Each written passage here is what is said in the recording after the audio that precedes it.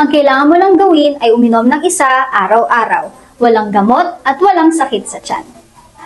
Hindi lang yan, mataas din ang rating ni Dr. Tony Lichon, MC Chris Aquino, makinig sa kanilang mga totoong review tungkol sa Red Shark at pati na rin ang mga review mula sa mga taong gumamit nito.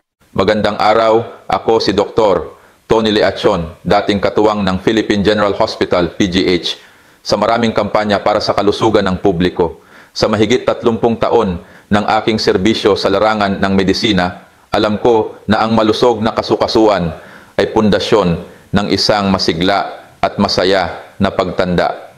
75% ng mga nakatatanda ay araw-araw na nakakaranas ng tahimik ngunit matinding pananakit ng kasukasuan. Hindi sila nagrereklamo, hindi sila humihingi ng tulong. Tahimik lang nilang tinitiis o load na dahil ayaw nilang maging pabigat sa kanilang mga anak, ayaw nilang maging pasanin. Ngunit ang mahinang kasukasuan ay hindi lamang nagdadala ng sakit. Ito rin ang unti-unting kumikitil sa saya at sigla ng kanilang bawat araw.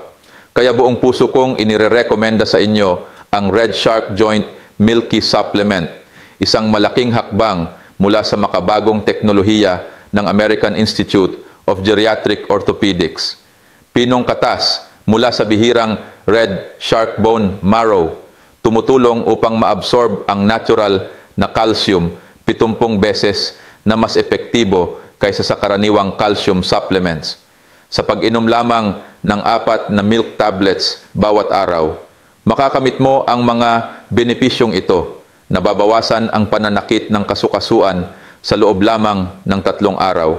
Mas pinapabilis ang galaw, hindi naramdam ang tusok-tusok na sakit kapag kumikilos, na ibabalik ang nasirang cartilage sa loob ng unang 28 araw, sustained na pagpapalakas at proteksyon sa kasukasuan sa loob ng 90 araw. At higit pa rito, ang Red Shark ay may taglay na glucosamine sulfate at chondroitin sulfate. Tumutulong sa muling pagbuo ng cartilage at pagpapadulas ng mga kasukasuan. Collagen type 2, hindi denatured. Nagbabalik ng elasticity at lakas ng kasukasuan.